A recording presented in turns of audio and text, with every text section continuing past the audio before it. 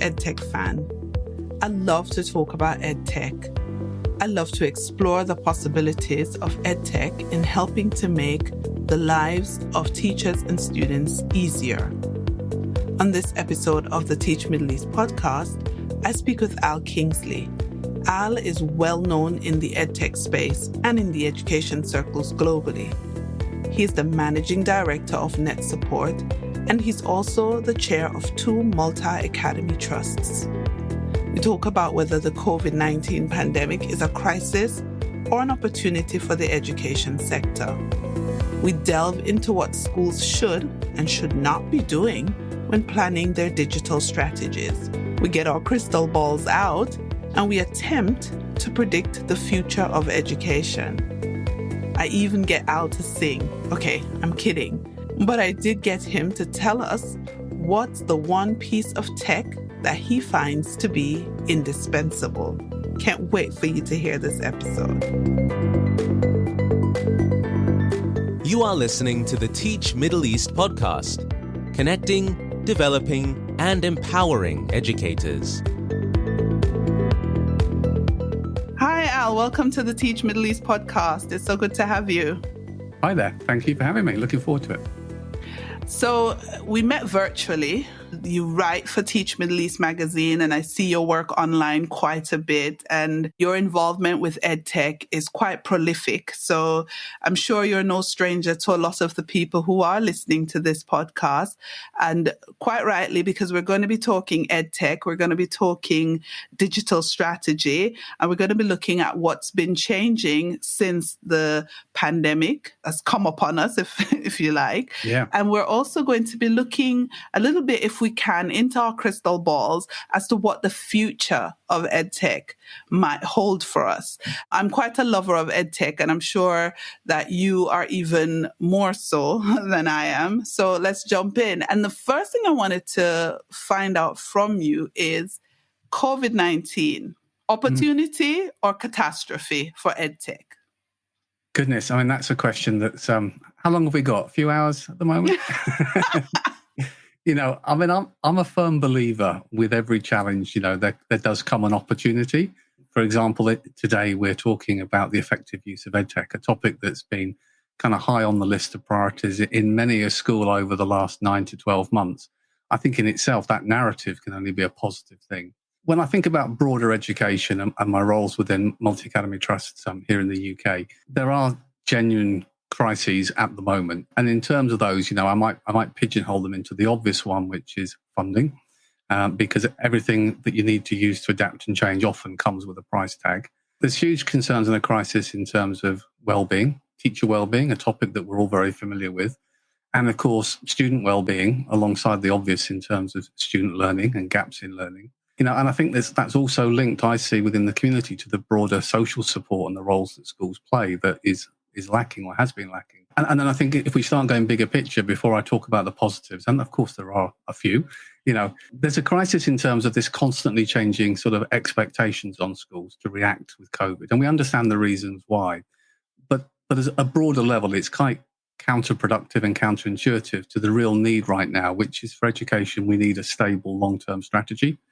And I think that long-term strategy is key to change. And it's a topic I've shared a few times recently, and it is frustrating. Much of the investments, the strategy change we see, and it's across the world in different government structures, is all really short-term, looking for investment and impact within, I guess, a political cycle. And what we need in education is a recognition that our young people take 13, 14, 15 years to progress through the education cycle. And what we really need is long-term planning. So that's my kind of high horse bit about the bigger picture education. In terms of opportunities, well, I always align with the fact that educators are some of the most reflective people that I know. And it's part of what makes us so, really capable in the way that it adapts and handles change. So there is a real opportunity now, I think, Lisa. When I think about what we're doing, it's a really good chance to reflect on what we've been doing well, what hasn't been working, and actually starting. And, I am one of many thousands of different voices who are talking about there's an opportunity here for a real paradigm change. Our focus in different regions between learning content versus skills and how that journey and that balance between the two's gone. And I really think that's a real never more than now type topic, whether it's about our young people and their resilience and developing those kind of independent critical thinking skills right now, all the way through to the narrative of what we've dealt with during COVID and others, in terms of giving our young people the skills to do the critical thinking and to validate the information they see. So I suppose, the real opportunity is we've got a catalyst here, not only to talk about EdTech, but the way that we engage and deliver our teaching and learning. And, within the specific realms of EdTech, of course, there's an opportunity to use relevant and appropriate technology, have an impact on teaching and learning, but also think about things like time savings and the impact it can have on the profession, on well-being, and also about those economies of scale. Everything we do, we have to think about in terms of cost and where money's best spent. So, yeah, there are always opportunities there, and it's tough at the moment to really pull those to the foreground with all the other challenges. But I feel confident there are some good to come from this. So it's a mix of catastrophe, but no, I wouldn't say catastrophe. It's a mix of, some crises and obviously quite a lot of opportunity.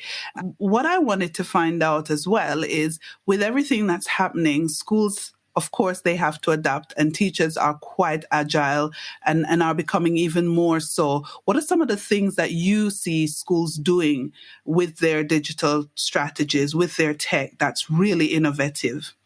I think there's a whole big plan around that. It's a really good question because, when I talk about digital strategy, we always start the conversation about that, how it needs to be consultative, and that Venn diagram I often use about the different stakeholders. It starts with the teaching and learning in the heart, but it needs to involve all those other strands, whether it's your special educational needs, whether it's your safeguarding, whether it's your IT team, your leadership, aligning with the school development plan, your CPD, your safeguarding. There's so many different strands that pull together.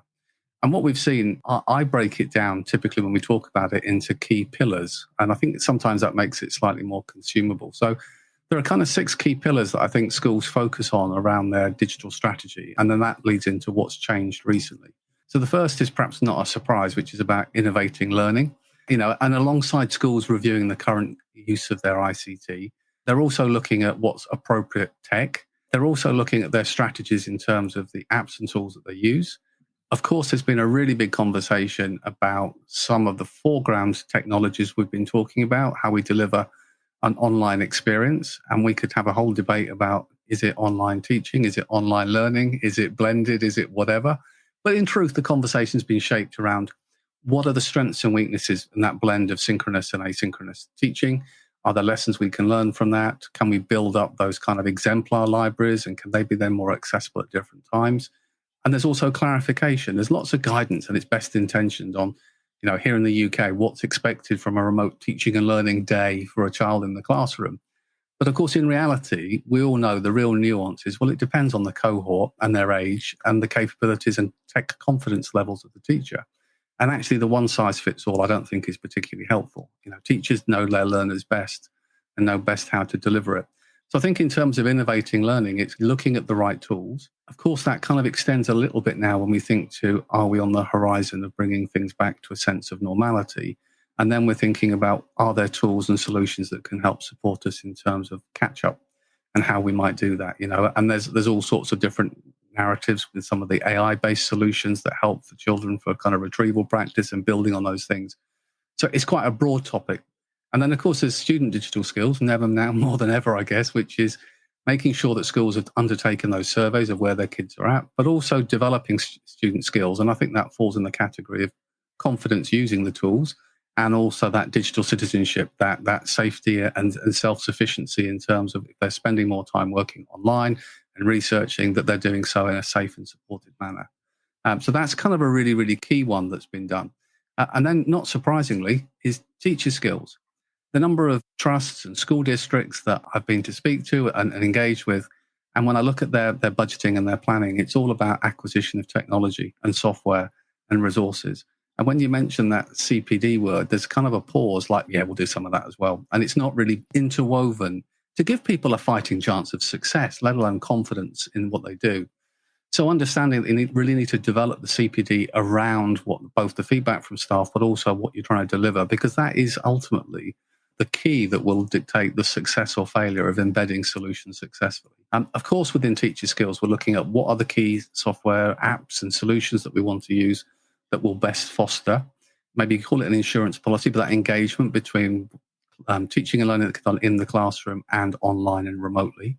I know in my own trust, for example, there's a strategy a couple of years ago because of finance and cost to replace staff laptops with a front of class device plugged into the AV board. And that meant if a staff member wasn't there, you always had cover. You had somebody come in the classroom and the technology was ready to rock and roll. It kind of made sense until COVID came along. And then suddenly we said, well, our staff are at home. Let's hope they've got their own device. And suddenly you reflect and think, my goodness. And then you think, actually, how many of the staff were really happy about losing that device? And it's a small thing, but if we think about efficiency of working, well-being, confidence that if you walk in the door with your own technology, you're going to feel more confident plugging it in and using it because you know where everything is and everything's prepped. And so there's a kind of a refresh about thinking, are we shaping the tech we do based on the cost and the easiness to manage? Or are we also balancing in that blend the conversation about what's actually best? And it is finding that sweet spot between the two. So lots of focus around teacher skills and confidence. And finally, hallelujah, CPD is having a much more key pivotal part in saying all the shiny stuff's worthless unless people have confidence using it. You can embed flag bearers around the school for different apps and solutions so you don't have a single point of failure. Another big one we saw back in sort of March time last year from a COVID perspective was a real rush in a very positive and willing sense from teachers to go online and find suitable curriculum apps and resources that would allow them to provide some kind of engagement and online experience for their students. But that rush kind of came with a little bit of a price tag, which was that kind of, have we done our data protection impact assessments? Do we know where that student data is going? Is it secure? Are we all doing things in silos? And actually there's an opportunity where we could find similar tools that would be better for all.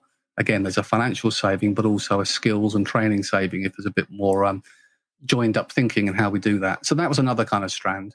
Things like assessment tools. We use assessment tools for our youngest learners so we can do our observational assessments of their progress. And then when the child's at home, we've no longer got any assessment points. But maybe actually with the right tools, parents could capture evidence of a child's learning journey and share that with teachers so that we can continue to monitor, particularly those most vulnerable, and see that there's some kind of learning journey.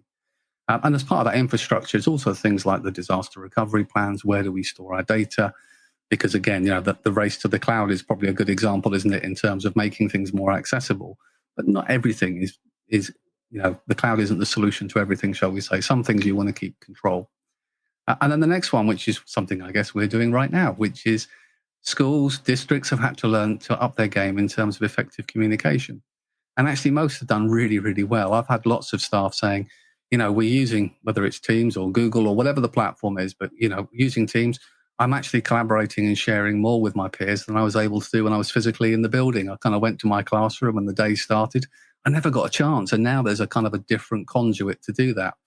But you can also build in, staff-only channels. And then it's parental engagement.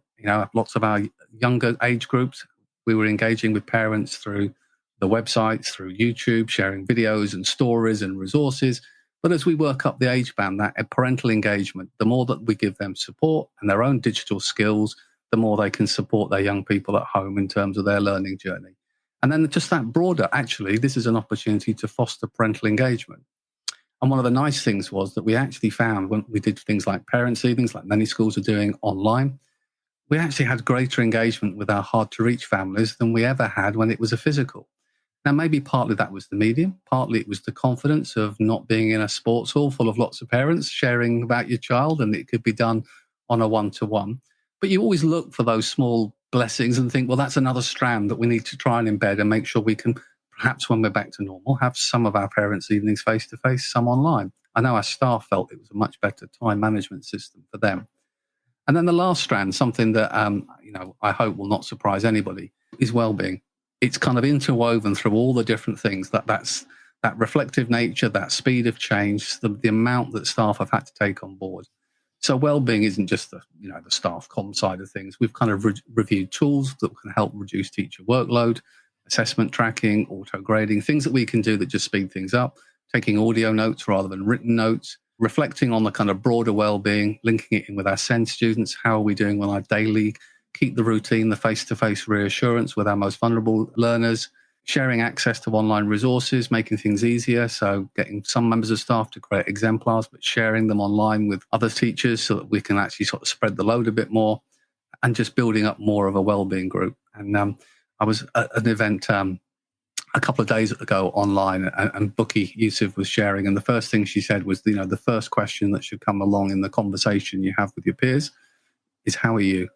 And just putting that reflectiveness back to actually there's a starting point before the business gets done, which is just taking time out to share. So, trying to whistle stop through a lot of those strands, you'll see there's kind of lots of pillars that make up that digital strategy. And many of those elements are quite obvious. But I think interwoven to that, there's those reflective changes based on a landscape that we never really factored in, the distance as part of the broader strategy. So then I wondered if we are planning, obviously, to go back to some sort of normalcy, right? So with vaccines, with vaccines and just a more hopeful air going around now, what do you think schools should hold on to in terms of this new digital adaptation that's going on? Should schools look for ways to make themselves, or how should they look for ways to make themselves more agile should something like this happen again in the future? Fingers crossed it doesn't, but should it? Yeah, I mean, it comes back to my point almost of the insurance policy analogy, doesn't it? How do you protect for the future? Well, I think like most things, again, I think educators are well positioned compared to many sectors because of the reflective nature and the fact that we kind of have that collaborative approach to the way things are done. So I think the first thing is CPD has huge value. I know I've resonated and mentioned it a few times here, but one of the risks is that journey back to normality means all those skills acquired suddenly get lost if they're not actually continued to be used in some shape or form. And I don't care how tech savvy any of us are, if you don't use something regularly, your confidence and your skills and so on sort of tend to drift over time. So I think the first one is understanding that there is a place to play. And often the debate comes around this kind of thing about EdTech, it's the solution to everything, isn't it? No, it's not the panacea to everything. It's a facilitator where appropriate. And so a superbly delivered lesson in English doesn't need to require any technology at all. There may be occasions where it's really useful, but it's not the be-all and end-all of that journey. So I think it's looking at the strands that have worked well, the improvement in comms, the delivery. Somebody said, we've never had any experience of remote learning. And then I remember another colleague saying, well, we've been doing homework for an awfully long time. If we think about it in the context, it's not that different, or it shouldn't be. So actually, let's think about the lessons we've learned in terms of the, perhaps more so the asynchronous side about how we can improve the way that we deliver learning outside the classroom in the evenings. Let's have a look how the comms can help support departments working together, whether it's well-being or whether it's simply efficiency in reducing teacher workload. Let's have a think about that blend of parents' evenings, because that has a real impact on staff hours in the evening and also accessibility to parents. I know at my trust with the different schools, we were having the conversation about, so many, probably 75% of our teachers come in over the Easter break to do revision classes before our GCSEs and A-levels. Well, why? Why are they coming in? Why can't they be online? Why can't they record it? We get probably 60% of our students attend. Couldn't we record it so we can share it live, but also have it available and accessible for others? And all those strands, I think, there'll be some aspects. I think one of the best messages with EdTech recently has been for school leaders to support staff in taking risks, trying new things, not with that kind of sword of Damocles hanging over their head, but an opportunity to try things. And with trying things comes the willingness to say, what, that just didn't work. So I'm not going to do that again, but also identify those strands that really work. So I think the idea of interweaving that continued use of certain tools, that gives you the insurance policy that if we flip back to a COVID Mark 10 or we suddenly have to distance again, those skills become seamless. Also, our students are familiar with tech. So another one that resonates really highly with me is thinking about technology that is fluid and device agnostic. And by that, what I'm really kind of focused on is don't have a tool that works in the classroom and a tool that works remotely. Look at the solutions that can work in either setting. So actually, from a student and a teacher's perspective, the distance may have changed, but the process hasn't. And that sense of not having to double up and learn multiple tools and also keeping that familiarity will make it much more accessible. I think we've also, alongside that, learned that there's actually a really good opportunity where A lot of staff haven't been familiar to start recording lots of more work and exemplars that can be used year on year for appropriate curriculum resources, and also to share with other schools. And again, it's another one, schools are really good at sharing with their peers, whereas in the business world, you kind of keep your best bits as your advantage. And I really think that's another strand that we can really kind of focus on. So I think there's lots of aspects from that point of view. One of the things that has really been highlighted since the pandemic began is the inequality in access to tech for students who are not from very affluent classes. And I think going forward, that has to be addressed really, really urgently. What do you think can be done to bridge that gap between the haves and the have-nots as it relates to tech? It's a fantastic question, and I think it's one that many have asked. And does anybody have the perfect answer? I suppose the challenge is half the answer lies within the capability, funds permitting, of the education establishments. And the other half, in many ways, lies in the hands of government. Because depending on which country we're in and we're talking about, there's an infrastructure issue in terms of homes' access to the digital, whether that's through fibre or whether that's through 4G and so on. That in itself, that connectivity provides the first barrier in terms of that digital divide. The second layer, of course, is about access to technology. And that's where, with the right funding, schools can provide the right tablet or the right laptop, Chromebook, whatever it may be. Again, I'm kind of device agnostic because all have a place to play, and make sure they're accessible. So within our own environment, we loaned out devices to our students. We purchased 4G dongles, and we provided those to provide connectivity to our students who were unable to access technology. We surveyed our students at the start and our families, because what we were also keen to not miss was the multiplier factor. We've got 2 or 3 siblings in the same household, and therefore they might be trying to deliver online learning and they couldn't all access it at the same time. There's, of course, the barrier if parents are working from home. They might need the technology during the day, and therefore we need to make sure content's accessible later in the day. So trying to mitigate all those different strands. And then alongside that, it was about delivering content that was ideally synchronous, but could be accessible asynchronously. And that blend of the two meant that at least there was different times where students can access it. I think there's a digital skills divide as well, which is about making sure that parents have sufficient confidence and knowledge in the tools the school are using, that they can, as we hope, play an active role in supporting their children when they're home learning and working, as well as playing that active role in terms of keeping them safe, understanding the things and the signs to look out for and to how to shepherd their use of the technology. And then I suppose we go to the non-tech question, which is not every bit of remote learning needs to be done via technology.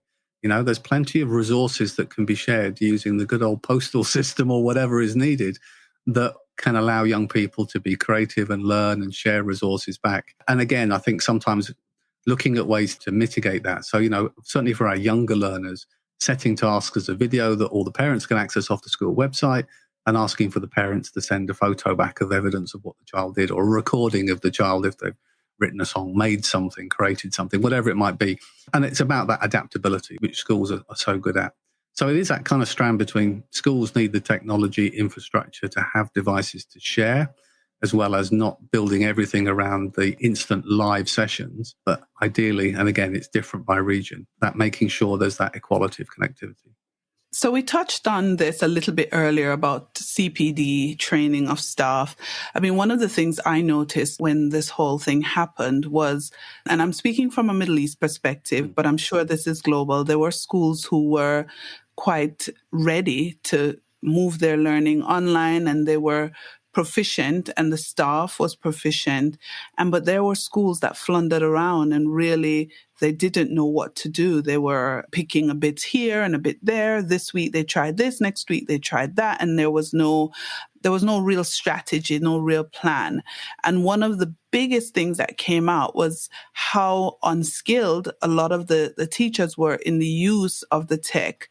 They were fine maybe tapping on a whiteboard in front of the classroom, but when it came to other programs and other things, they really weren't ready. And then a lot of it comes down to how well the schools prepared them. But some of it is personal responsibility as well as teachers. What can teachers do to upskill themselves I know it's a big ask, but what suggestions do you have for teachers who want to upskill themselves so that they become more proficient in the use of the EdTech tools? It's a really difficult one because, of course, the first barrier for many teachers is time. Obviously, that's a real challenge. But you're right. In terms of professional development, there's opportunities where you can take it upon yourself to acquire extra skills. I think there's a number of avenues. If you're looking at skills to use some of the core building block platforms, whether it's the Office 365 suite, whether it's the Google suite, there are some really good online free courses for accreditation, building blocks of familiarity with those core suite of tools. And they're a really good foundation and reference point. I think alongside that, the thing that, you and I are both active in is recognizing that Twitter, for example, can be a fantastic PLN. And within that, not only can you share, but the most important thing is you can ask questions. And there are always colleagues and peers who will give you a steer in the right direction to a resource, a book, a video, whatever it may be, and guide you. And that makes things much more accessible. But again, it comes to that mindset of less is more, which is if schools are trying to adapt to 101 different new tools and solutions, it's really hard to focus. So, I've very much said, look, the building blocks are those key solutions that you're using for your student interaction, your engagement, how you're tracking your assessment, and then department by department, each curriculum will have a, here's the humanities, here's the languages, whatever it may be, we'll have our own particular tools that we want to use. So I would certainly start with building that foundation in familiarity and confidence in the core tools, whether you're a Google or a Microsoft or an Apple school. And then on top of that, use the experience of your PLN and your peers to look at what the key things are. The EdTech sector, if I talk from a software perspective, have become very adept in providing good CPD courses for most of the curriculum-based tools. And it's partly done out of goodwill, of course, but also happy customers are customers that can use a solution effectively with impact. So, make your solution complicated, don't provide the kind of support that goes with it, and you're unlikely to have a long-term successful solution. So I would engage in that. And I also think it's really important because of the change in pace, that just because you're familiar with Office 365 of a couple of years ago, revisit the courses because they're changing and updating so quickly. And there's always nice new nuances. Even today, they just announced that they were embedding into Office 365, your browser edition, that you could just paste a link from key apps like YouTube and it will just embed the video straight into your Word doc rather than just the link. And you can use that for lots of supported Edu apps. And some of the tools for being aware of for some of our, our learners, the immersive readers and the plugins and how to quickly record your webinar in PowerPoint, all sorts of tools are kind of constantly changing. So one of the things I really like about the EdTech space, it's a challenge as well, is the fact that you can never know it all. It's a constantly moving feast and a challenge, isn't it? We talk about what we should add. Here's one for you, Al. What should we throw away immediately? What should we stop doing right now when it comes to digital strategy and EdTech in schools? It's a real tough one, isn't it? I suppose the one that I share as the most important thing is stop planning what you're going to buy based on how much money you've got this year. It's the wrong way round. I think it came from lots of schools that were states-operated schools where had a budget, and if you didn't use it, you'd lose it, that kind of mindset. So we've got $30,000, pounds, whatever to spend. What kit shall we add to the mix? And the analogy that I use is it's a bit like going on a journey. If somebody says, I'll give you 100 miles of fuel for your car, you can head in lots of directions and you'll probably find something that in the short term is interesting. But a digital strategy is like planning the ultimate destination 500 miles away. You might as well have that plan and then use that first 100 miles to head in the right direction, the building blocks. Because what's happening is schools are buying tech or software and then they're throwing it away because the actual bigger term picture is to go down a different path. So I would kind of say, put the money to one side. Of course, it'll be a really key factor at some point in this conversation. And actually think about where do we want to end up? The money will dictate the speed of your journey, how quickly you can get there. But often you start by being reflective and you identify, a bit like you're asking here, what are all the tools that we subscribe to every year? What are all the apps that we've got that we don't actually use very often? Let's check all the PCs that actually don't get turned on very often or could be redeployed elsewhere, because those savings become the initial catalyst for investment. And I would argue from a school leadership perspective, it's much more convincing and reassuring to have someone come and say, I'd like more of this, and here's the evidence of how it's being used at the moment and having impact. So actually, by getting that evidence of what's worked well and identifying it, it's much easier to start building those blocks. So my throwaway would be short-term decisions based on the money that's available in the budget, and make sure you've got the ultimate objective in place before you start spending. So if you had to, I know you deal with lots of schools and you are the head of a multi-academy trust, or more than one, right? If I'm right. And you had to start right now, what's the first thing you'd buy? What's the first thing I'd buy? Well, I suppose if I had to buy something right now, thinking of our current challenge and crisis, and you're really putting it on the spot for me, my first focus is really about how do we get young people back on the catch-up trail. That's the key one for me. So alongside the kind of the priorities being the human aspect of actually getting young people back in an environment and addressing their social emotional needs and really teaching them how to learn, because that in itself is an art form. I think I'd be looking at some of the latest solutions that are available that can help young people do their retrieval practice and learning through things like AI, where I think there's an opportunity to actually accelerate that catch-up process. And the reason why I sort of cherry-picked that out as one was because there's this kind of conversation about we're going to get schools back, and then we're going to have all our young people over a period of X months, according to the governments, are going to do their catch-up and be back on track. And you can't catch up and continue learning what you should be learning and fit all that into the same time. And I don't think the first priority is the learning. It's getting them back to a point where they're comfortable and happy and safe and emotionally in the right place.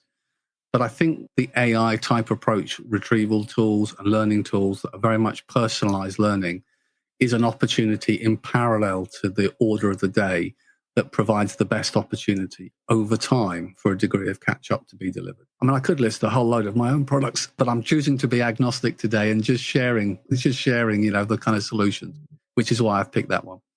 Brilliant. Thank you. Let's get your crystal ball out. EdTech. Where is it going? What's the future? What does it look like?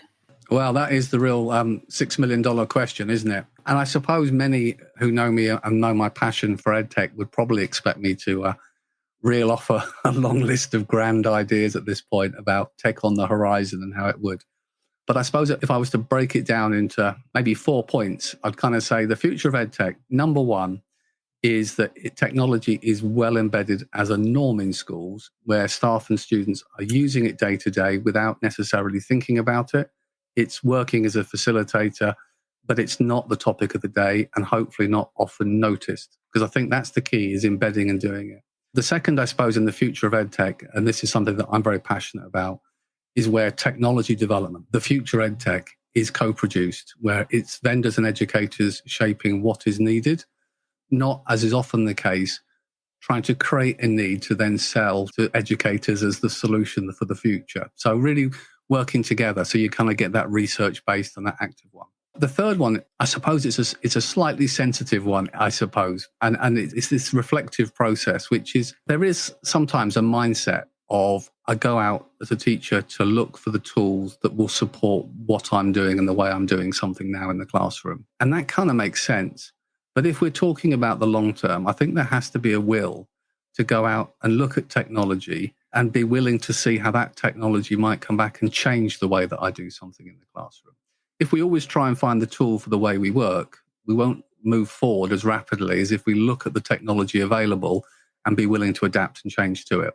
That takes time, that takes support and capacity. But I think that's a longer one.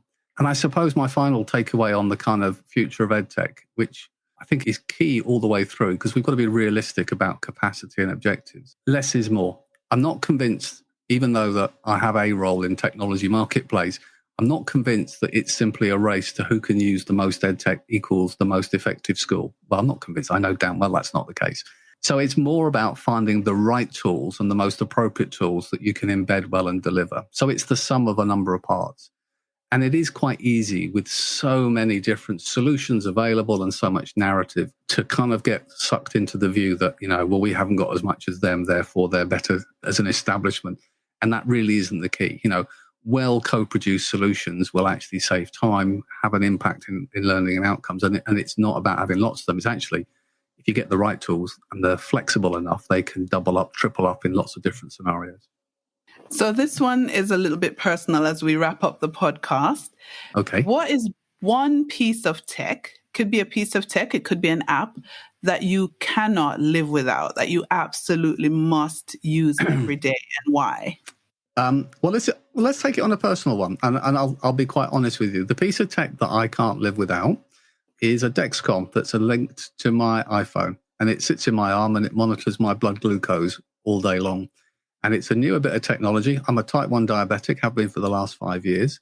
And whereas traditionally, and this is really a key for parents as well, traditionally I would prick my fingers throughout the day and put a little test strip and measure the glucose. Not the most comfortable thing to do, but part of it. And the technology that's now available in most markets over the last 2 or 3 years means you have a sensor in your arm and it constantly alerts your phone as to what your blood glucose is. And more importantly, it alarms and wakes you up or rings if you're dropping too low. Now, for me, as an adult, that's really handy. As a parent, that is huge. The fact that you can monitor your child's blood glucose when they're asleep at night rather than have to sneak in and test their blood, but also fantastic when they're at school because it gives that confidence and reassurance that there's an extra overarching bit of monitoring. So it's not EdTech, it's life tech, but sometimes that's where technology can have a real impact in terms of your own well-being and confidence. So not quite an iPad, but there you go. That's something quite personal for me as a share. Thank you so much. I really want to thank you for your time and for sharing such great insights with us and our listeners. It's been a real pleasure having you on the Teach Middle East podcast, Al. And obviously, we expect to see lots more articles coming from you and to hear lots more from you in the future. Absolutely. So thank you very much. Thank you for your support. And can I just say, I love both the magazine and the podcast, and I will continue to do articles because it's lovely to share with like-minded people. So thank you so much.